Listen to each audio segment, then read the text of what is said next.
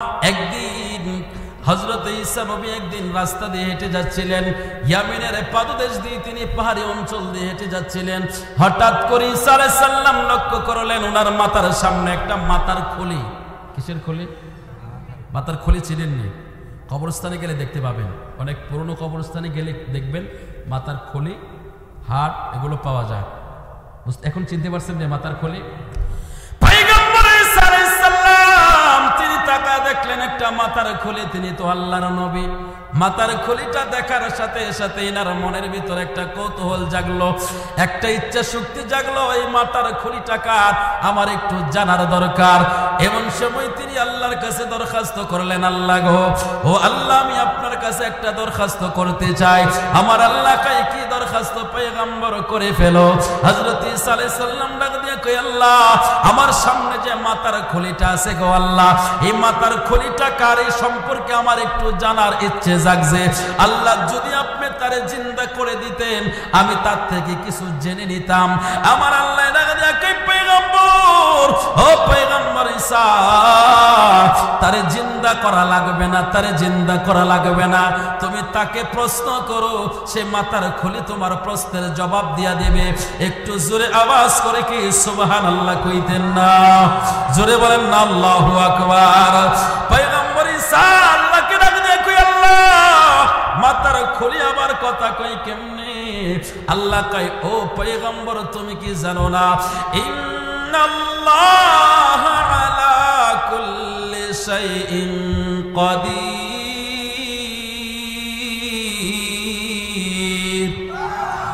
এই আওয়াজে হবে না তো, ইমানদারের মতো আওয়াজ দিয়ে বলেন, বলেন আল্লাহু আকবার।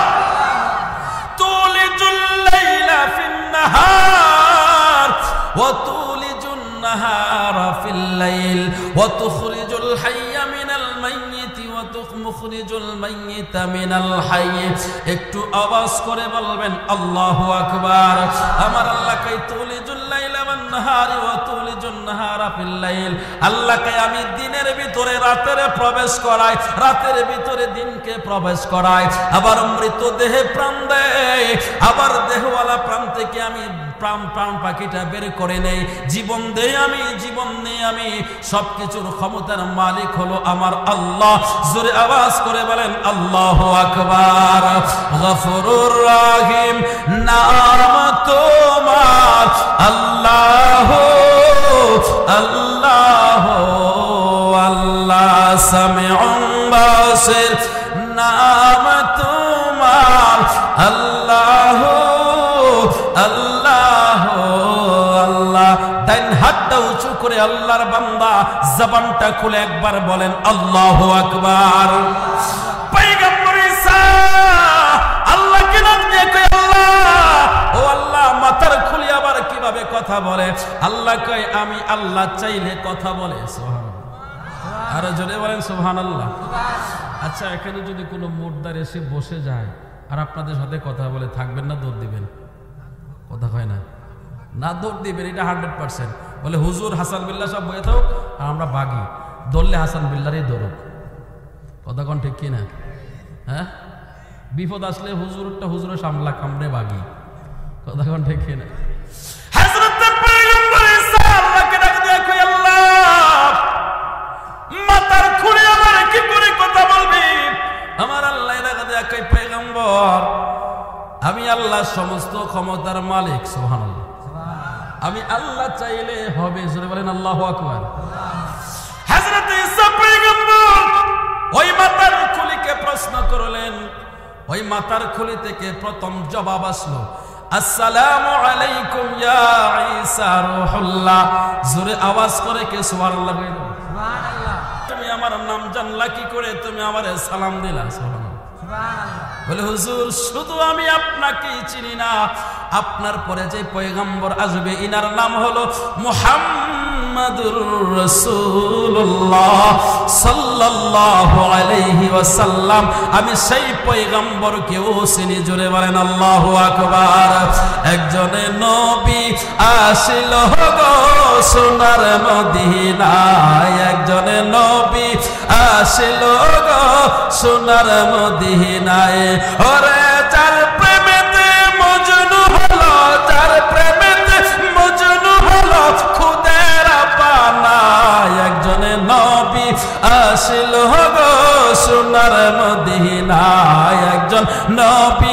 আসিল গো সোনার মদিনা। খারাপ লাগে? নবীর নাত যত পড়বেন ইমানের তত তৃপ্তি বেশি পাবেন, ইমানের নূর তত বেশি বাড়বে। জোরে বলেন সুবহানাল্লাহ। তাহলে খারাপ লাগবে না তো বাবা? না আপনারা বলেন আবার হুজুর কইতে আনছে এটা, খালি কিভাবে গান গা গজল গা, এটা নিয়ে কই। আমি গজল দিয়েও ওয়াজ করতে পারি, না দিয়েও পারি। অনেক জায়গায় অনেক আশেক থাকে, নবীর আশেক, যারা শুনলে আত্মার মধ্যে শান্তি পায়, তো ওদের জন্য একটু বলতে হয়। এরপরে আরেকটু সহজ কথা বলি, আপনারা যারা মুরব্বী বা যারা একটু বোঝের মানুষ আছেন তারা ওয়াজ বুঝবেন। এই যে ছোট ছোট বাচ্চারা বসছে, এরা কি ওয়াজ বুঝবে? কথা হয় না, এরা ওয়াজ বুঝবে? বুঝবে না। তো এদের জন্য এদের তো একটা খোরাক দেওয়ার দরকার, কি বলেন? তো এরা দেখবেন সকালবেলায় ওই এগুলো গাইবে, যে হাসান বিল্লাহ সাহেব সুন্দর করে একটা নাত পড়ছে, ওইটা দেখবেন গুনগুন করে একজন আরেকজনকে শোনাবে, একজন আরেকজনের কাছে বলবে, একজনে নবী আসিল গো সোনার মদিনা, একজনে নবী আসিল গো সোনার মদিনা। ওরে যার প্রেমেতে মজনু হলো, যার প্রেমেতে মজনু হলো খুদের পানা, একজনে নবী আসিল গো সোনার মদিনা। দুইটা হাত তুলে আমার মদিনার নবীকে দেখায়া বলেন না ইয়া রাসূলুল্লাহ। রে আমার নারায়ণপুরের মুসলমান, মুসলমানের আমি তোমার কাছে জানতে চাই, প্রথমে তো পরিচয় দাও। এবার মাথার খুলি থেকে জবাব আসলো, গো আল্লাহর পয়গম্বর ঈসা, ও আল্লাহর পয়গম্বর, আমি জমিনের মধ্যে একজন বাদশা ছিলাম, আমার নাম হলো বাদশা জমজা। নাম কি বললাম? বাদশা জমজা। এবার পয়গম্বর ঈসা ডাক দিয়ে কইরে, জমজা বাদশা তুমি ভালো করে ডিটেইলসে সবকিছু খুলে বলো। এবার বাদশা জমজা ডাক দিয়ে কই, হুজুর আমার নাম হলো, আমি বাদশা জমজা, আমি এই পৃথিবীর ভিতরে একদিন, 2 দিন, 3 দিন না 400 বছর পর্যন্ত আমি বাদশাহী করেছি। একটু আওয়াজ করে বলা যাবে নি আল্লাহু আকবার? রে আমার রাজবাড়ির মুসলমান, রে আমার নারায়ণপুরের মুসলমান, পৃথিবীর মধ্যে 400 বছর পর্যন্ত যে লোকটা রাজত্ব করেছে, ওই লোকের মাথার খুলির সাথে কথা বলছে পয়গম্বর ঈসা। এবার মরছে না? না কি খান? না না, জিন্দা আছে, কথা কয় না। না মরলে মাথার খুলি আইয়া করতে, কে বলেন? মাথার খুলি করতে আইছে, মরছে দিকে আইছে, কথা কন ঠিক না? পয়গম্বর ঈসা জমজা বাদশা, 400 বছর পর্যন্ত তুমি রাজত্ব করলাম, তুমি সবকিছু আমারে খুইলা বলো, কারণ আমার ইচ্ছা জাগছে শুনতে। যে লোকটা 400 বছর পর্যন্ত রাজত্ব করলো, তার রাজত্বটা কেমন ছিল তুমি একটু খুলে বলো।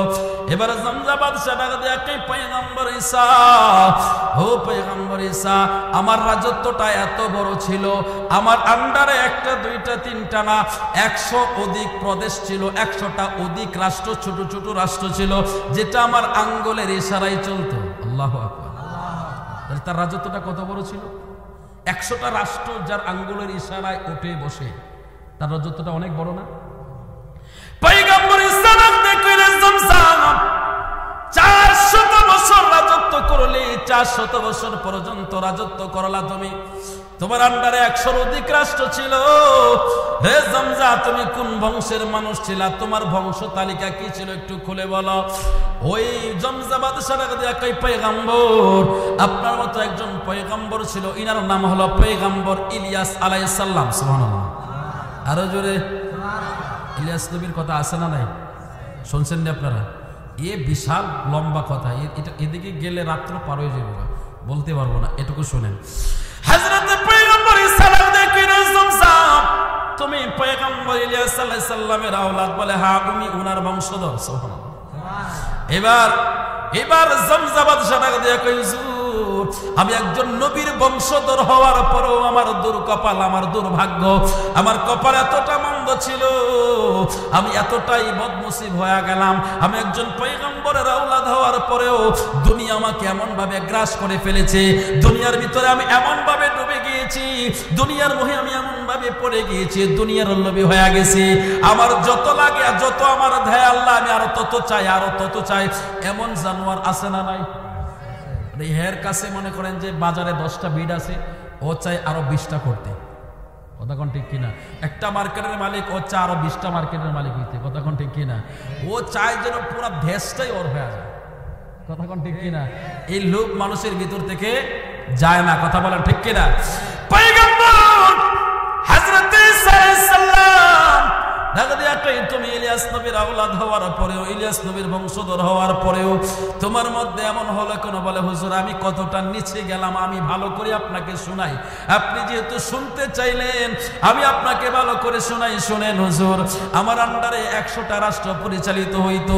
আমি যদিও ইলিয়াস আলাইহিস সালামের আওলাদ, ইলিয়াস নবীর আওলাদ হওয়ার পরেও আমি এতটা জালিম হয়েছি। কতটা জালিম হয়েছি হুজুর? আমি 400 বছর পর্যন্ত দুনিয়ায় বেঁচে ছিলাম, 400 বছর পর্যন্ত রাজত্ব করেছি। 400 বছরের ভিতরে আমার আল্লাহ অনেক নবী পয়গম্বর পাঠিয়েছে। আমি নবী পয়গম্বরদেরকে বড় কষ্ট দিয়েছি, বড় দুঃখ দিয়েছি। এবার ওই জামজা বাদশার মাথার খুলি থেকে জবাব আসতেছে, হুজুর একটা ঘটনা যদি আমি আপনাকে শোনাই আপনি পয়গম্বরও সহ্য করতে পারবেন না, আপনার চোখে পানি চলে আসবে। একটু আওয়াজ করে বলা যাবে না আল্লাহু আকবার? হযরত ঈসা নবী জামজা বাদশা, আমি নবীর চোখে পানি আসবে, তাহলে নিশ্চয়ই ঘটনাটা বড় হৃদয় বিদারক। বলে হ্যাঁ হুজুর, বড় হৃদয় বিদারক ঘটনা। আমি কি আপনাদেরকে শোনাবো? না ঘুমায় যাবেন? না আমার ফালায় চলে যাবেন? আচ্ছা কে কে যাবেন হাত তুলেন। আচ্ছা 2 জন যাবে, বাকিরা থাকবেন। কে কে যাবেন না হাত তুলেন। 1 হাত তুলে বুঝবো মাঝখান দিয়ে চলে যাবেন। 2 হাত তুলে বলেন, একটা নারায় হবে, নারে তাকবীর, নারে তাকবীর, নারে রিসালাত। যাবেন না তো ইনশাআল্লাহ? আপনারা কিন্তু এখন হাত তুলে ওয়াদা দিচ্ছেন, যদি যান ওয়াদার খেলাফ হবে। আর ওয়াদার খেলাফ করলে 1 কবিরা গুনাহ হবে। একটা কবিরা গুনার জন্য কমপক্ষে 7000 বছর জাহান্নাম। আটকাইছি, যাওয়ার আর সুযোগ নাই। আটকাইছি গো, আজকে আটকাইছি। আমার দূর থেকে না আপনারা আটকাইছেন, আমি ভ্যান্ডেলের ভিতরে আপনাদের বাড়িতে এসে আটকাইছি। সমস্যা নাই, মাশাআল্লাহ। আল্লাহ কবুল করুক, আমিন। আরে জোরে বলেন আমিন। তুমি ডুবাইবা সাইতে পারো, ভাসাইলে কি নাম দাও কারো, রাখো মারো হাত তোমারো, তাইতে তোমায় ডাকি আমি এলাহি আলা মিন গয়াল্লাহ বাদশাহ আলম ফানা তুমি এলাহি আল মিন গয়াল্লাহ বাদশাহ আলম ফানা তুমি। আল্লাহু আকবার। নূহ নামের এক নবীরে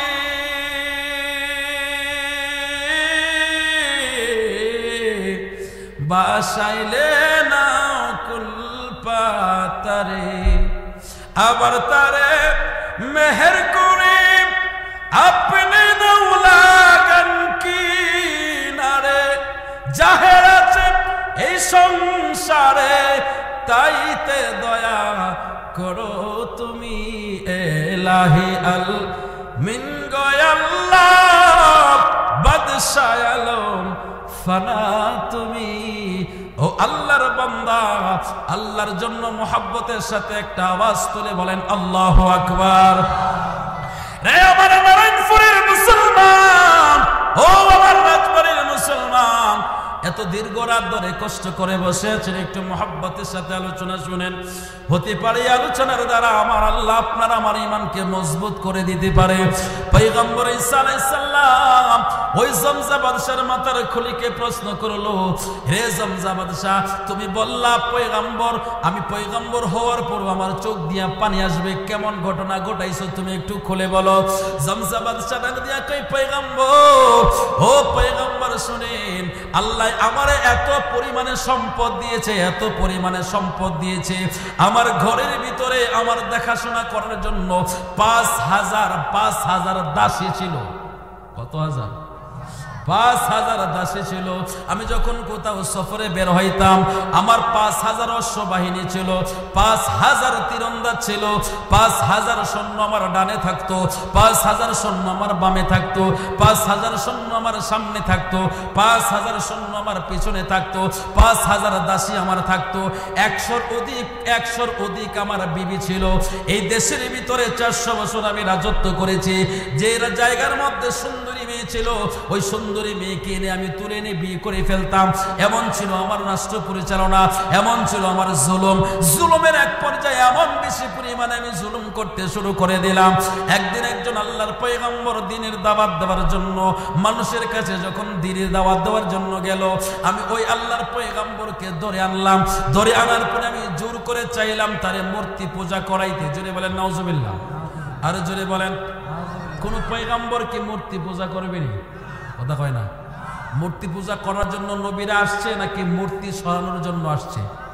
এখন যদি কেউ মূর্তির সামনে গিয়ে কোন হুজুর যদি বলে মূর্তি মণ্ডপে যাওয়া যাবে, মূর্তি পূজা করা যাবে, এই হুজুর কি আমরা মানবো? কথা কয় না। পয়গম্বর, আমি একজন আল্লাহর দ্বীনের নবীকে, আল্লাহর পয়গম্বরকে এনে আমি তাকে জোর করে মূর্তি পূজা করার জন্য চেষ্টা করলাম।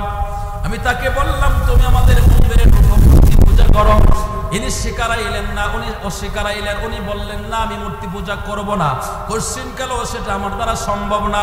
এই কথা বলার পরে আমি তার উপরে নির্যাতন করা শুরু করে দিলাম। নির্যাতনের পরে নির্যাতন শুরু করলাম। তারপর আমি তারে মূর্তি পূজা করার জন্য রাজি করাইতে পারলাম না। এরা কেমন মুসলমান রে, কেমন ইমানদার, কেমন ইমান থাকলে মারার পরে মার, আঘাতের পর আঘাত, কষ্টের পর কষ্ট দেওয়ার পরে মূর্তি পূজা করাইতে পারে না, মূর্তির সামনের প্রসাদ খাওয়াইতে পারে না। আর এই বেটার কেমন ইমান, কেমন ইমান, দাওয়াত দেওয়ার আগে বেটা 2 রাজা প্রসাদ খাইত। তখন ঠিক কিনা?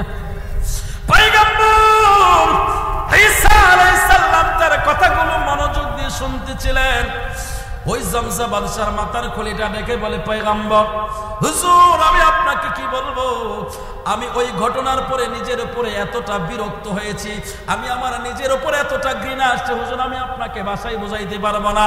ওগো আল্লাহর পয়গম্বর ঈসা, আমি আপনাকে শোনাইবো, কিভাবে শোনাইবো, আমার অন্তরটা ফেটে যাচ্ছে। আমি ওই আল্লাহর নবীকে বললাম, আপনি মূর্তি পূজা করেন, তিনি স্বীকার আসলো না। উনি যখন স্বীকার আসলো না, মূর্তি পূজা করতে চাইল না, আমি কি করলাম, তাকে 2টা হাত 2টা পা গাছের সাথে বেঁধে দিলাম। বেঁধে দেওয়ার পরে তার উপরে চতুর্দিক দিয়ে তার উপরে বেতের আঘাত করতে শুরু করে দিলাম, এনার উপরে ঢিল মারতে শুরু করে দিলাম। এরপরেও তিনি রাজি হলেন না। ওনার শরীর থেকে রক্ত ঝরতে ঝরতে, ওনার শরীর থেকে, সারা শরীর থেকে ফেটে রক্ত ঝরে এত রক্ত শূন্য হয়ে গেল, দুর্বল হয়ে মাটিতে পড়ে গেল। এরপরও আমি তাকে বললাম মূর্তি পূজা করো, তিনি বললেন না, মূর্তি পূজা করব না। ওগো আল্লাহর পয়গম্বর, এরপরে আমি কি করলাম, আমি আদেশ দিলাম তারা ডান হাতটা কেটে ফেলো। আমার সামনে তারা ডান হাতটা ধরে কেটে ফেলেছে। এরপরে আমি বললাম, তুমি তাড়াতাড়ি করে বলো মূর্তি পূজা করবা কিনা। ইনি বললেন না, আমার পক্ষে সম্ভব না। হুজুর আমি বাম হাতটা ধরে কেটে দিলাম, এরপরেও সে মূর্তি পূজা করতে রাজি হইল না। আমি তার পাটা কেটে দিলাম, এরপরেও সে মূর্তি পূজা করতে রাজি হলো না। তার 2টো চোখ খুলে নিলাম, এরপরেও সে মূর্তি পূজা করতে রাজি হলো না। অবশেষে জীবন দিল, কিন্তু ঈমান দিল না। জোরে আওয়াজ করে বলবেন নি আল্লাহু আকবার। এবার বলেন না ইয়া রাসূলুল্লাহ। এটা হচ্ছে ঈমানের শক্তি। কথা বলেন ঠিক কিনা? ঈমান হলে এমনই হওয়া উচিত। কথা বলেন ঠিক কিনা? প্রশংসা সবই কেবল তোমারই, বলেন একসাথে, প্রশংসা সবই কেবল তোমারে রব্বুল আলামিন। দয়াল মেহেরবান করুণা পরাণ, দয়াল মেহেরবান করুণা পরাণ, আর কে হলো তুমি মালিক শেষ বিচারের দিন, শেষ বিচারের দিন। কষ্ট হয় এই গজল, এটা কিন্তু সূরা ফাতিহার ব্যাখ্যা। মারহাবা বলেন, আরো জোরে। কেবল তোমারই করি ইবাদত, কেবল তোমারই চাই নিয়ামত, দাও দিশা দাও সরল পথের, দাও দিশা দাও সরল পথের, সিরাত মুস্তাকিম, সিরাত মুস্তাকিম। জোরে আওয়াজ করে বলেন আল্লাহু আকবার। কেবল তোমারই করি ইবাদত, কেবল তোমারই চাই নিয়ামত, ইয়্যাকা না'বুদু ওয়া ইয়্যাকা নাস্তাঈন। জোরে বলেন সুবহানাল্লাহ। দাও দিশা দাও সরল পথে, ইহদিনাস সিরাতাল মুস্তাকিম। জোরে বলেন আল্লাহু আকবার। তাহলে এটা যদি আমি সুর দিয়া বলি গুনইব? কথা কয় না? আমি এই সূরা ফাতিহার ব্যাখ্যাটা যদি আমি সুর দিয়া বলি, অর্থটা সুর দিয়া বলি, গুনইব? তো নাতে রাসূল শানগুলো এমনই, এগুলো আমরা সুর দিয়া বলি। ভালো কথা সুর দিয়া কইলেও সওয়াব, কথা বললেও সওয়াব। কথা বলেন ঠিক কিনা? একটু সবাই একসাথে আমার সাথে সাথে বলেন, প্রশংসা সবই কেবল তোমারে, প্রশংসা সবই কেবল তোমারে রব্বুল আলামিন। দয়াল মেহেরবান করুণা পরাণ, আর কেহ নই তুমি মালিক শেষ বিচারের দিন, শেষ বিচারের দিন। ডাইন হাতটা উঁচু করে বলেন আল্লাহু আকবার। ও আমার নারায়ণপুরের মুসলমান, মুসলমানের, ও আমার রাজবাড়ির মুসলমান, পয়গম্বর আল্লাহর পয়গম্বর হযরত ঈসা আলাইহিস সালাম ওই জামজা বাদশার মাথার খুলে কেটে দিয়া বলল, রে জামজা তুই এত বড় কাজ কেমনে করলি, কিভাবে করলি? বলে হুজুর এত বড় কাজ আমি শুধু করি নাই, এর থেকে আরো জঘন্য জঘন্য কাজ করেছি। ও আল্লাহর পয়গম্বর ঈসা, ও আল্লাহর পয়গম্বর, আমি যদিও এক সাইডটা ভালো ছিলাম না, খারাপ ছিলাম, কিন্তু অন্য সাইডগুলো আমার বড় ভালো ছিল। আল্লাহু আকবার। আমার অন্য সাইডগুলো কি ছিল? ভালো ছিল। জামজা বাদশা বলে, হুজুর আমি 400 বছরের ভিতরে আমি যত সম্পদ জমাইছি, আমার রাষ্ট্রের ভিতরে, আমার রাজ্যের ভিতরে যত গরিব মানুষ ছিল, আমি দেখে দেখে টেনে টেনে এনে তাদেরকে আমি ঘর বাড়ি তৈরি করে দিই, সবাইরে আমি স্বাবলম্বী বানাইয়া দিয়েছি। জোরে বলেন আল্লাহু আকবার। হযরত পয়গম্বর ঈসা আলাইহিস সালাম বলে, রে জামজা তোর কথাগুলো শুনলাম, বিস্তারিত অনেক লম্বা কথা, এত কথা বললে আমি আলোচনাটা শেষ করতে পারবো না, একটু কেটে কেটে ছেড়ে দিচ্ছি। পয়গম্বর ঈসা আলাইহিস সালাম ডাকা দিয়া কয়, বিস্তারিত শুনবো না, আর এবার তুই বল তোর মৃত্যুটা কেমনে হইল? সুবহানাল্লাহ। তুই 400 বছর রাজত্ব করছস, এত কিছু করছস, এত সম্পদ ছিল তোর, হাজার হাজার সৈন্যবাহিনী ছিল তোর, এই সব কিছুর ভিতর দিয়া তোর মরণটা কেমনে হয়েছে সেটা তুই কও। সুবহানাল্লাহ। এই জমজমান সাহেব পয়গম্বর, আমি তো জানতাম না 400 বছর আমি রাজত্ব করেছি, আমার যে মরণ হবে আমি জানতাম না। পয়গম্বর ঈসা আলাইহিস সালাম বলে, শোনো, কেউ আল্লাহকে মানুক আর না মানুক, সে মরণ তার কাছে আসবে, এটাই অনিবার্য। কথা বলেন ঠিক কিনা? মনরে হঠাৎ আজরাইল এসে ফাঁসি দিবে তোমার গলে, শেষ করিবে অসাদের জীবন, কইরে বলামন। ওরে দম তাকিতে আল্লাহ নবীর নাম কর স্মরণ, কইরে বলামন। একদিন ভাবলে না তোর হইব রে মরণ। ও আমার নারায়ণপুরের মুসলমান, ও আমার রাজবাড়ির মুসলমান, মরণকে তো দুর্বল করে কেউ ফেলে রাখো না, মরণকে তোমরা এত দূরে রাখো না, মরণ যে কোনো মুহূর্তে চলে আসতে পারে, সেই মরণের কোনো গ্যারান্টি নাই। পয়গম্বর ঈসা আলাইহিস সালাম ডাকা দিয়া কই জমজারে, তুই 400 বছর পর্যন্ত রাজত্ব করলে, রাষ্ট্র পরিচালনা করলে, তোর মরণটা কেমনে হইছে এইটা আমি শুনতে চাই। সুবহানাল্লাহ। এটা শুনলে আপনাদের আমাদের সকলের উপকার আসবে। এটা আমি এই কথাটা শুনে আলোচনাটা শেষ করার চেষ্টা করব, আপনাদের যদি কষ্ট না হয়। 400 বছর যে লোকটা রাজত্ব করেছে তার মরণটা কেমনে হইছে, একজন পয়গম্বর শোনার জন্য তার ভিতরে কৌতূহল জাগলো, ইচ্ছা জাগলো। আপনাদের জায়গা নাই? শুনবেন তো ইনশাআল্লাহ? আল্লাহর পয়গম্বর হযরত ঈসা আলাইহিস সালাম বাগদা কাইজম জারে, তুই 400 বছর পর্যন্ত রাজত্ব করলে, রাষ্ট্র পরিচালনা করলে, তোর মরণটা কেমনে হইছে আমি নবী জানতে চাই। তোর মরণ সম্পর্কে তুই আমার একটু খুইলা বল। এবার জমজা বাদশা ডাক দিয়া কই, পয়গম্বর, ও আল্লাহর পয়গম্বর, আপনি এমন একটা কথা বললেন গো পয়গম্বর, আমার মরণের কথা আপনি যখন আমাকে বললেন, ওই দৃশ্যটা মনে হইলে আমার ভিতরের কলিজা শুকায়া যায়। জোরে বলেন আল্লাহু আকবার। ও আমার রাজবাড়ির মুসলমান, মুসলমানেরই, ও আমার নারায়ণপুরের মুসলমান, শুনো না, কান খুলে শুনো। পয়গম্বর ঈসা আলাইহিস সালাম ডাক দিয়া কই, তোর মরণটা কেমনে হইছে বল। এবার জমজা বাদশার মাথার খুলি ডাক দিয়া বলে, পয়গম্বর, আমার যখন মরণ হবে এর আগে আমি একদিন রাতে স্বপ্ন দেখলাম। আমি স্বপ্নটা বড় ভয়ঙ্কর স্বপ্ন দেখেছি। আমার দেহটাকে শিয়াল কুকুরে টেনে হিচড়ে নিয়ে যাচ্ছে। আমি তাকায় দেখলাম আমার ডানে বামে সামনে পিছনে আমার সৈন্যবাহিনীরা দাঁড়ায় আছে। আমি সবাইকে ডাকলাম, কেউ আমাকে বাঁচানোর জন্য আসে নাই, কেউ আমাকে রক্ষা করার জন্য আসে নাই। আমি আমার ঘরের ভিতরে গেলাম, যে ঘরটাকে আমি এত সুন্দর করে সাজাইলাম, যে রাজমহলটারে এত সুন্দর করে সাজাইলাম, আমি তাকায়া দেখলাম এই রাজমহলের ভিতরে দিয়া ঘরটা তালা মারা। আমি ঢোকার জন্য চেষ্টা করলাম, বাহির থেকে অনেক আওয়াজ দিলাম, কেউ আমার জন্য ঘরের দরজা খুলে দেয় না, কেউ আমাকে ঘরের ভিতরে যাইতে দেয় না। শিয়াল কুকুর এবং হিংস্র জানোয়ারগুলো, হিংস্র পশুগুলো আমার দিকে ছুটে আসতেছে আমাকে খাবার জন্য, আমাকে আক্রমণ করার জন্য, কিন্তু বাঁচানোর জন্য আমি কোনো মানুষ খুঁজে পেলাম না। অবশেষে দেখলাম চারিদিক দিয়ে যখন আমার উপরে আক্রমণ শুরু হয়ে গেল, হুজুর এমন সময় আমার ঘুমটা ভেঙে গেল। জোরে আওয়াজ করে বলেন আল্লাহু আকবার। স্বপ্নে দেখলাম হুজুর, দেখার পরে আমার কলিজাটা শুকায় গেছে।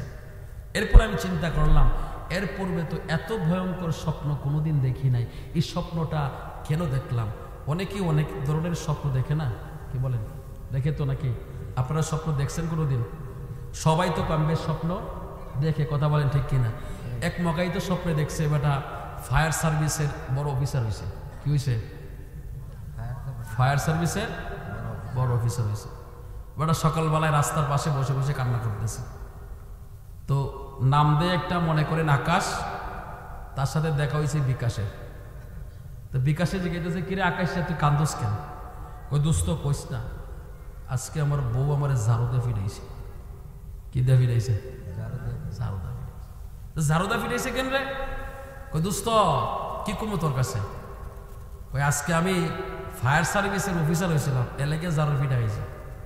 করে বেটা ঝাড়ু ফিটা হয়েছিস, তুই ফায়ার সার্ভিসের অফিসার হয়েছিস, তোর তো প্রমোশন বাড়ছে, তুই তো মিষ্টি হওয়ানোর কথা, তোর বউ তোর ঝাড়ুদা ফিরাইল কেন? কে বেটা ঘটনাকে শুনল বলে কি হয়েছে কহিল্লা ক? বেটা আমি স্বপ্নে দেখি ফায়ার সার্ভিসের বড় অফিসার হয়েছে, তো পাশের বিল্ডিং এর মধ্যে আগুন লাগছে, অফিসে ফোন দিয়েছে তাড়াতাড়ি করে আসেন, আগুন লাগছে।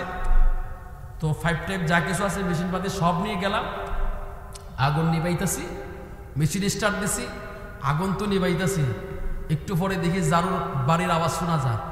কিরে ঝাড়ুদা ফিরাইকে? আমি তো ফায়ার সার্ভিসের ম্যানেজার অফিসার, আমি তো আগুন নিবাইতেছি।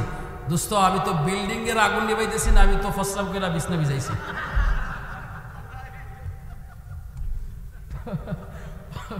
ফসলাম করে বিছনা ভিজাইলে বউকে আদর করবো না ফিরাইব?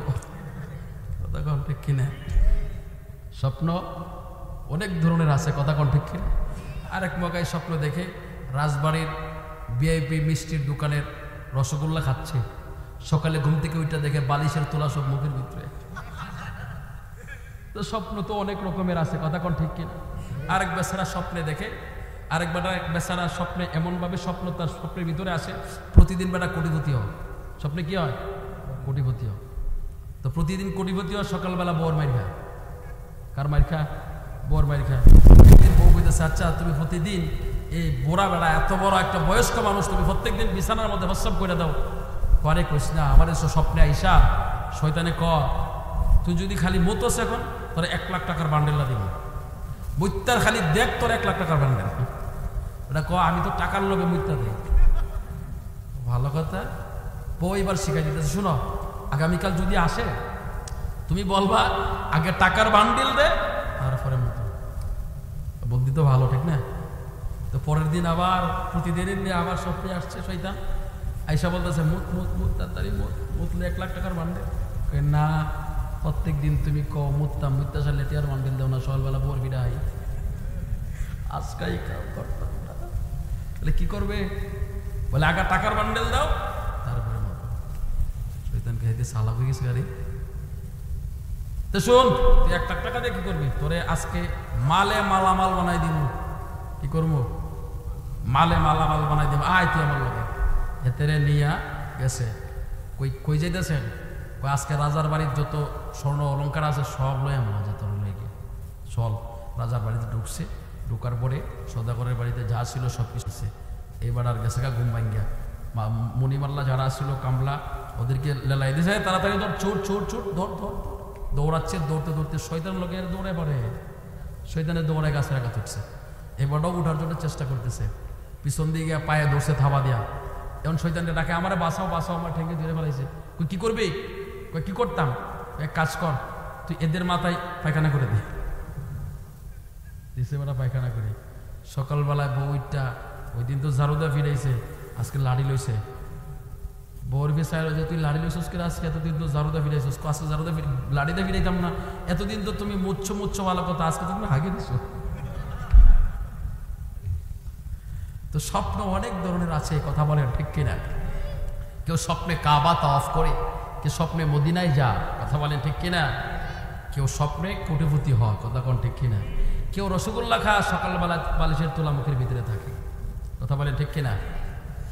আল্লাহর পয়গম্বর হযরত ঈসা আলাইহিস সালাম ডাক দিয়া কইরে, জমজা বাদশা তুই স্বপ্নে দেখলি, তারপরে কি হলো? এবার জমজা বাদশা ডাক দিয়া কই, হুজুরের পূর্বে কোনোদিন আমি এমন স্বপ্ন দেখি নাই, এমন স্বপ্ন দেখি নাই। আমার এই স্বপ্নের তাবির জানার জন্য গোটা দেশ থেকে যত জ্যোতিষী ছিল, যত গণক ছিল, যত পণ্ডিত ছিল, সকলকে আমি খবর দিলাম। সবাই আমার বাড়িতে আসলো, আসার পরে তারা গণনা করতে লাগলো। গণনা করে সবাই যখন চুপ হয়ে গেল, আমি জিজ্ঞাসা করলাম কি ব্যাপার, আপনারা কোনো কথা বলতেছেন না? আপনারা তো সুনামধন্য জ্যোতিষী মানুষ, আপনারা কেন কিছু কথা বলেন না? একজন জ্যোতিষী রাখা দিয়ে কই, ওগো বাদশাহ জমজা, আপনাকে কি বলবো, আপনাকে কি বলবো বলার সাহস পাচ্ছি না। আল্লাহু আকবার। বাদশাহ জমজা ডাক দিয়া কই, রে জ্যোতিষীরা, তোমরা কেন সাহস পাচ্ছ না? কারণ কি? বলে হুজুর আপনি যে স্বপ্ন দেখেছেন বড় ভয়ঙ্কর স্বপ্ন, এই স্বপ্নের তাবির বড় খারাপ। বলে কেমন খারাপ তোমরা খুলে বলো। বলে ভয়ে বলবো না নির্ভয়ে বলবো? বলে নির্ভয়ে বলো। বলে ঠিক আছে তাহলে বলতেছি শুনেন। ও বাদশাহ জমজা, আপনার তো আয়ু বেলা ফুরায় আসছে, আপনি আর পৃথিবীতে বেঁচে থাকবেন না, আপনার যাওয়ার সময় হয়ে গেছে, আপনার মৃত্যু হয়ে যাবে। এবারে জমজা বাদশাহ ডাক দিয়া কই, কতদিন মনে হয় বেঁচে থাকবো? বলে আপনি মনে হয় এই মাসের ভিতরে মারা যাবেন, এই মাসের ভিতরে আপনার ইন্তেকাল হয়ে যাবে। জমজা বাদশাহ ডাক দিয়া কই, বলো কি তোমরা? বলে আমরা বলি না, আপনার স্বপ্নের তাবির বলেন। জোরে বলেন আল্লাহু আকবার। তাহলে এই মরণ সবার কাছে আসবে কি আসবে না? আজ না হই কাল তুমি যাইবা কবরে, যাবার সময় দেখে বেঁচে গো, তোমার সবই রইল পরে, যাবার সময় দেখে বেঁচে গো। কথা কোন ঠিক কিনা? ওরে দাদা গেল, দাদা গেল, কেউ এলো না ফিরে, সবারই যাইতে হবে গো। ও ভাই অন্ধকার কবরে, সবারই যাইতে হবে গো। কথা বলেন ঠিক কিনা? হে আমার নারায়ণপুরের মুসলমান রে, আমার রাজবাড়ির মুসলমান, পয়গম্বর ঈসা আলাইহিস সালাম তার কথাগুলো মনোযোগ দিয়ে শুনতেছিলেন। এবার জমজা বাদশাহ সমস্ত পাদ্রীদেরকে ডেকে বললেন, সমস্ত গণকদেরকে বললেন, আপনারা সবাই মিলে কাজ করেন, মূর্তিদের কাছে যাইয়া আমার জন্য একটু হায়াত একটু বাড়ানোর জন্য, আমার জীবনটা একটু বাড়ানোর জন্য আপনারা সকলে মিলে একটু প্রার্থনা করেন। সমস্ত পাদ্রী সমস্ত গণক মিলে একসাথে সবাই মন্দিরের ভিতরে চলে গেল, সবাই প্রার্থনা করলো। বলেন তো দেখি হায়াত দেওয়ার মালিক কে? আরো জোরে। নাকি মূর্তি? কথা কয় না। মূর্তি পারবো না, কথা কয় না। পারবো? ক্ষমতা আছে? পৃথিবীর কেউ দেখাইতে পারবে না যে কোনো মূর্তি কোনো মানুষের হায়াত দিছে, হায়াত বাড়াইছে। কথা কোন ঠিক কিনা? রে আমার নারায়ণপুরের মুসলমান, ও আমার রাজবাড়ির মুসলমান, ও আমার যুবক ভাইরা, ও আমার মুরব্বী বাবারা, ও আমার পর্দার আড়ালের মা, আমার আল্লাহ তাআলা একদিন, 2 দিন, 3 দিন না, আমার আল্লাহ চাইলে 100 বছরের হায়াত বাড়াইতে পারে, 100 বছরের হায়াত কমায় দিতে পারে। জোরে বলেন আল্লাহু আকবার। আরো জোরে বলেন ইয়া রাসূলুল্লাহ। তার প্রমাণ কি? প্রমাণ কি আমি আপনাদেরকে শোনাই। সূরা বাকারা 3 নম্বর পারা 2 নম্বর পৃষ্ঠার মধ্যে একটা আয়াত শরীফ আমি আপনাদেরকে শোনাবো। এই আয়াতের ব্যাখ্যাটা শোনাইলে আপনারা সহজে বুঝতে পারবেন। আমার আল্লাহ বলেন, আও কাল্লাযী মাররা আলা ক্বরিয়াতিন ওয়া হিয়া খাবিয়াতুন আলা উরুশিহা, আও কাল্লাযী, ওই ব্যক্তির কথা স্মরণ করেন, আও কাল্লাযী মাররা, যিনি অতিক্রম করতেছিলেন, আলা ক্বরিয়া, একটা নগরীর উপর দিয়া, ওহিয়া খাবিয়াতুন আলা উরুশিহা, ওখানকার অবস্থাতে দেখতে পেলেন যা কিছু আছে সবকিছু ধ্বংস হয়ে পড়ে আছে। এখন এনার নাম কি, উনি কোন জায়গাটায় দিয়ে যাচ্ছিলেন, এই কথাটা কোরআন শরীফের মধ্যে সরাসরি নাই, কিন্তু তাফসীরের মধ্যে আছে। কোন কোন তাফসীরের মধ্যে আছে আমি আপনাদেরকে বলে শুনেন। তাফসীরে খাজেন, তাফসীরে বাইজাবি, তাফসীরে রুহুল বায়ান, তাফসীরে রুহুল মাআনি, তাফসীরে কাশফ, তাফসীরে হুসাইনি, তাফসীরে জালালাইন সহ, তাফসীরে আব্বাসী সহ আপনারা দেখতে পারেন ওই সমস্ত তাফসীরের মধ্যে আসছে। এই ওনার নাম হলো, তিনি হলেন আল্লাহর একজন জলিলুল কদর পয়গম্বর, ওনার নাম হইল হযরত উযাইর আলাইহিস সালাম। একটু আওয়াজ করে বলা যাবে নি আল্লাহু আকবার। হযরত উযাইর আল্লাহকে ডাকতে বললেন, আল্লাহ যা কিছু দেখতেছি আমার চোখের সামনে সবকিছু ধ্বংস হয়ে পড়ে আছে, আল্লাহ এইগুলোকে আপনি কিভাবে জিন্দা করবেন? আমার আল্লাহকে قال أن يحيي هذه الله بعد موتها, তিনি বললেন আল্লাহ এগুলোকে আপনি আবার কিভাবে পুনরায় জীবিত করবেন? فأماته الله, আল্লাহর সাথে সাথে ওনারে মরণ দিয়ে দিলেন। সুবহানাল্লাহ। কি করলেন? সাথে সাথে মরণ দিয়ে দিলেন। এরপরে আল্লাহ বলেন মিআতা আম, 100 বছরের জন্য। সুবহানাল্লাহ। সুম্মা, অতঃপর বাআসা, আবার পুনরায় জীবিত করলেন। সুবহানাল্লাহ। সুবহানাল্লাহ। আরো জোরে। আমার আল্লাহ ডাক দিয়ে বলেন, উযাইর, উযাইর, উযাইর রে, এই জায়গার মধ্যে তুমি কতদিন অবস্থান করলা? হযরত উযাইর ডাক দিয়ে বলে, আল্লাহ, আল্লাহ ডাক দেখে, ক্বালা কাম লাবিস, তুমি এখানে কতকাল অবস্থান করলা?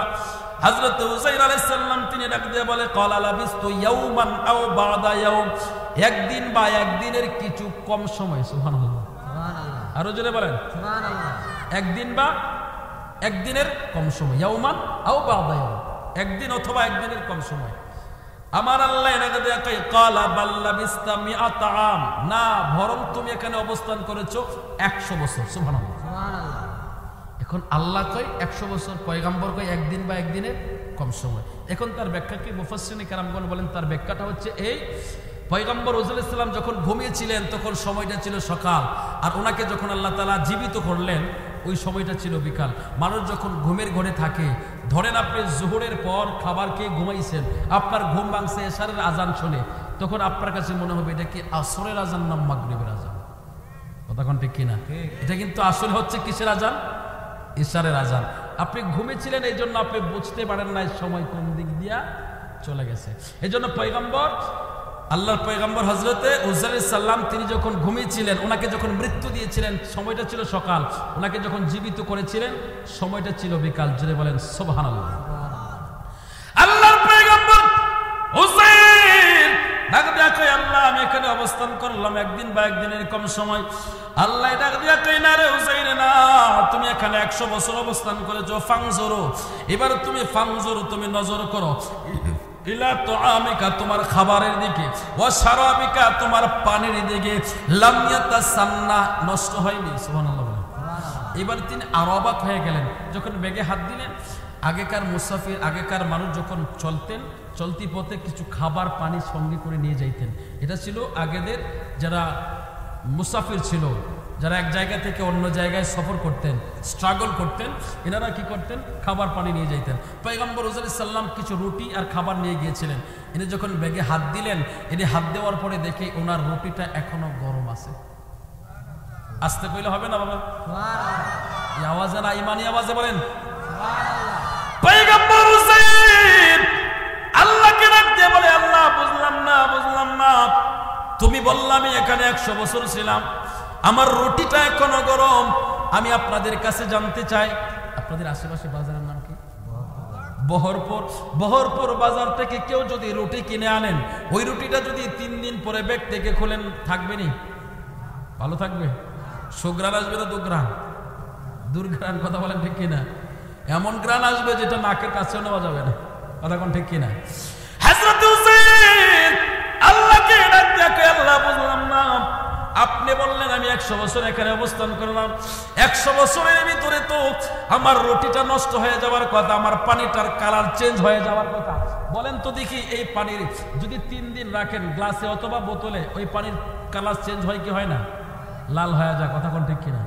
আপনাদের এলাকায় বুঝে হয় না, আমাদের কিশোরগঞ্জে হয়, চেঞ্জ হয় নাই। হযরত হুসাইন আল্লাহকে ডাক দিয়ে কয়, আল্লাহ আমার রুটি এখনো তরতাজা আছে, আমার পানিটার কালার নষ্ট হয় নাই। আপনি বললেন 100 বছর।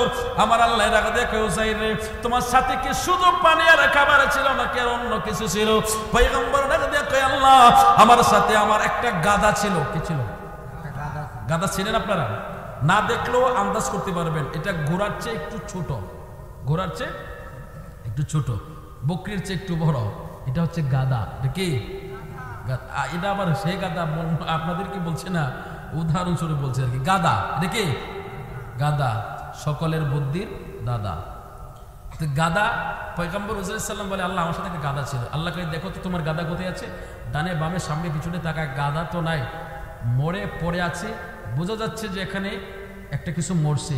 হুজুর সাল্লাম তিনি তাকায় দেখে আসলে একটা গাদার মতো মরে আছে একটা। উনি যখন কাছে গেলেন, হাত দিলেন, হাড্ডি ধরে হাতে নিলেন, দেখে এগুলো পাউডার হয়ে যাচ্ছে। সুবহানাল্লাহ। 100 বছরের আগের কাহিনী তো, সুবহানাল্লাহ বলেন না? হযরত হুসাইন আল্লাহকে ডাকতে কই, আল্লাহ বললাম না। আল্লাহ কই, অনজুর, তুমি নজর করো ইলা হিমারিকা, তোমার বাহনের দিকে, ওয়ালিনাজআলাকা আয়াতাল লিন্নাস, আমি তোমাকে সমগ্র মানব জাতির জন্য একটা নিদর্শন বানাইতে চাই। যদি আওয়াজ করে বলেন আল্লাহু আকবার। আল্লাহ কয়, অনজুর, এবার তুমি নজর করো ইলাল ইজামি কাইফা নুনশিজুহা সুম্মা নাকসুহা লাহমা, আমি কিভাবে তোমার গাদাকে জীবিত করি আর গাদার হাড্ডির উপরে লাহমান আবার কিভাবে মাংসের প্রলেপ লাগায় দেই। সুবহানাল্লাহ বলেন। হযরত হুসাইন আলাইহিস সালাম তিনি তাকায় রইলেন। আল্লাহ কোন বললেন, বলেন তো দেখি, আল্লাহ কোন বললে ফায়াকুন হইতে দেরি হয়নি। আল্লাহ হুকুম করতে দেরি হয়, সেটা হইতে দেরি হয় না। আল্লাহ হুকুম করলেন, হুসাইন আলাইহিস সালামের চোখের সামনে আবার পুনরায় গাদা, আবার পুনরায় গাদা হয়ে গেল। একটু আওয়াজ করে বলা যাবে না আল্লাহু আকবার? এই জন্যই তো আমরা বলি রহমান রাহিম নাম তোমার আল্লাহ হো আল্লাহ আল্লাহ সামিউন বাসির, নাম তোমার আল্লাহ হো আল্লাহ আল্লাহ। ডান হাতটা উঁচু করে আল্লাহর মহব্বতে একবার জোরে বলেন আল্লাহু আকবার। রে আমার নারায়ণপুরের মুসলমানের পয়গম্বর সাল্লামের চোখের সামনে তিনি যখন দেখলেন, ফালাম্মা তাবায়্যানা লাহু, সুবহানাল্লাহ, ওনার চোখের সামনে ঘটনাগুলো ঘটতে লাগলো।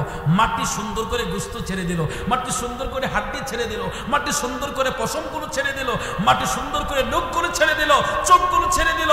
ওনার চোখের সামনে পুনরায় গাদা হয়ে গেল। তিনি অবশেষে বললেন, ক্বালা আলাম, আমি জানি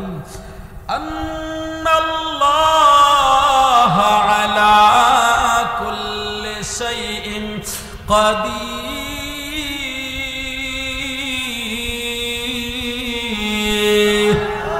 আরো জোরে বলেন আল্লাহু আকবার। আমার আল্লাহ কয় আমি সমস্ত কিছুর উপরে ক্ষমতাবান। জোরে বলেন আল্লাহু আকবার। আমার আল্লাহ কয় পয়গম্বর আমি আপনাকে আবার জীবিত করলাম, 100 বছর হায়াত গিফট করলাম। সুবহানাল্লাহ। তাহলে 100 বছর হায়াত বাড়াইতে পারেন তিনি হলেন। জোরে জোরে বলেন কে? আল্লাহর নাম নিতে লজ্জা আছে? আমরা কার বান্দা? জোরে বলেন আল্লাহু আকবার। তাহলে কোন মূর্তি হায়াত কমাইতেও পারে না, বাড়াইতেও।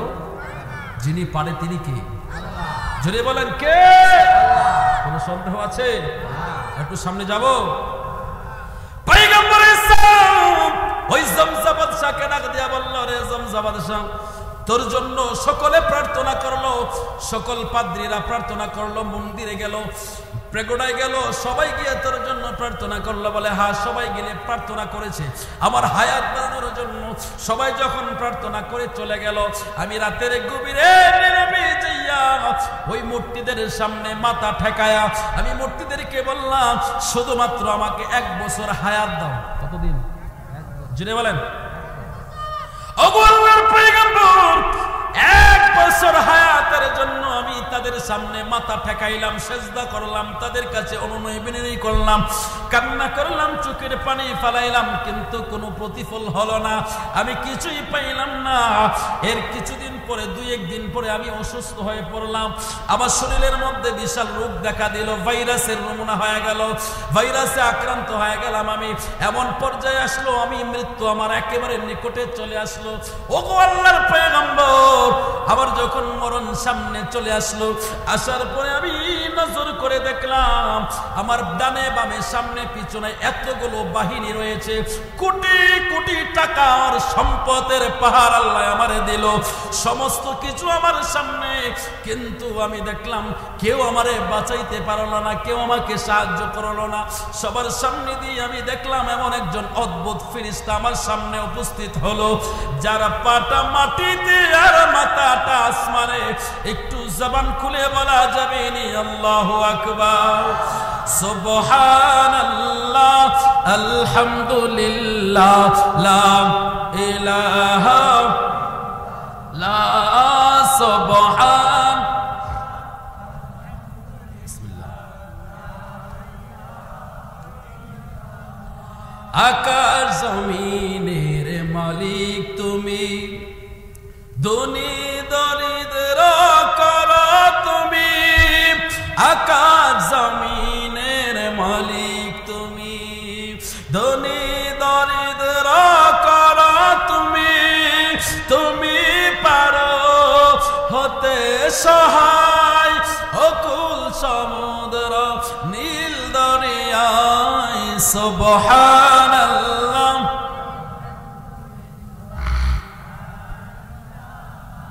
ইল্লাল্লাহ, সুবহানাল্লাহ, লা ইলাহা। হযরতে পয়গম্বর ঈসা আলাইহিস সালাম এবার জমজা বাদশার কথাগুলো শুনতে লাগলেন। রে আমার নারায়ণপুরের মুসলমান, রে আমার বড়পুরের মুসলমান, ও আমার রাজবাড়ির মুসলমান, কথাগুলো শোনানোর পিছনে একটা কারণ আছে। কারণটা হলো, এতগুলো সম্পদের মালিক হওয়ার পরেও যে ব্যক্তিটা নিজের সম্পদ দ্বারা নিজেকে বাঁচাইতে পারলো না, এতগুলো বাহিনী থাকার পরেও যে লোকটা নিজে বাঁচতে পারলো না, কবরে যেতে হলো, মৃত্যুর স্বাদ গ্রহণ করতে হলো। রে নারায়ণপুরের মুসলমান, বলেন না আমরা কি দুনিয়ায় বেঁচে থাকতে পারবো? এই সম্পদ আমাদের কোনো কাজে আসবে? আসবে না, আসবে না রে যুবক, আসবে না। ও আমার নারায়ণপুরের মা, আপনার পেটটা বড় ধন্য গো মা। আজকে এই স্বাধীনতা দিবস উপলক্ষে বিভিন্ন জায়গায় দেখেছি কনসার্ট হচ্ছে, বিভিন্ন জায়গার মধ্যে ডিজে গান হচ্ছে। আপনার সন্তানেরা জান্নাতের বাগান সাজাইছে গো নারায়ণপুরের মা। ও মা, আজকের এই মাহফিলের সুবহানাল্লাহ, আলহামদুলিল্লাহ, আল্লাহু আকবারের আওয়াজ, এগুলো হাদিয়া স্বরূপ আপনাদের কবরে যাচ্ছে, আপনাদের মুর্দে গানের কবরে যাচ্ছে। জোরে বলেন আলহামদুলিল্লাহ। এখানে বসে বসে যতবার আলহামদুলিল্লাহ আল্লাহু আকবার বলেছেন প্রত্যেকটা সওয়াব, আর সওয়াবগুলো কতটুকু আপনাকে একটু বলি শুনেন, আপনাদের কষ্ট না হলে একটু বলতেছি শুনেন। একবার যদি কেউ সুবহানাল্লাহ বলে, আল্লাহ রাসূল বলেন সুবহানাল্লাহি তামলাউল মিজানা ওয়া তামলাউ বাইনাস সামাওয়াতি ওয়াল আরদ।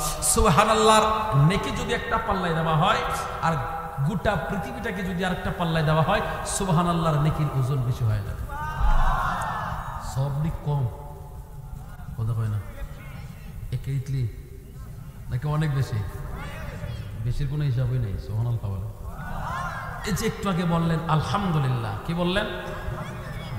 আলহামদুলিল্লাহ লিখতে আরবিতে অক্ষর লাগে 8টা। কয়টা? আলহামদুলিল্লাহ কয়টা অক্ষর? 8টা অক্ষরের 8টা ব্যাখ্যা। এই 8টা অক্ষরের 8টা ব্যাখ্যা যদি আমি 5 মিনিট করে দিই, কয় মিনিটের দরকার? 40 মিনিটের দরকার। এতটা সময় দেওয়া যাবে? সংক্ষিপ্ত বলে শোনেন। আলহামদুলিল্লাহ লিখতে আরবিতে 8টা অক্ষর। আল্লাহই বান্দা, এই যে আলহামদুলিল্লাহ তুমি বললা, আলহামদুলিল্লাহ দ্বারা যে বাক্যটা, যে সেন্টেন্সটা, যে কালিমাটা গঠিত হয়, এটার অর্থ হয় সকল প্রশংসার মালিক জোরে আল্লাহকে। বান্দারে 8টা অক্ষরের সমন্বয়ে সমস্ত প্রশংসার মালিক আমি আল্লাহরে বানায়া দিলি, আমি আল্লাহ তোরে কি দিব? আমি আল্লাহ এতটা খুশি হইছি, এতটা খুশি হইছি তোর উপরে, এতটা সন্তুষ্ট হয়েছি বান্দা, ও বান্দা আমি 8টা জান্নাত বানাইছি, 8টা জান্নাতের দরজা আমি আল্লাহ খুশি হয়ে তোর জন্য করে দিলাম। জোরে বলেন আল্লাহু আকবার। তাহলে সওয়াব কম না বেশি? জোরে বলেন আল্লাহু আকবার। এই আল্লাহু আকবার শব্দটা, এটা যদি ব্যাখ্যা করি আমি, আল্লাহু আকবার শুধু শব্দটা ব্যাখ্যা করি, এই আজকের অধিবেশনের সারা রাত লাগবে ফজর পর্যন্ত, ওইদিকে যাচ্ছে না। আপনি এই যে সওয়াবগুলো করতেছেন, সবগুলো সওয়াব আপনাদের মধ্যে গানের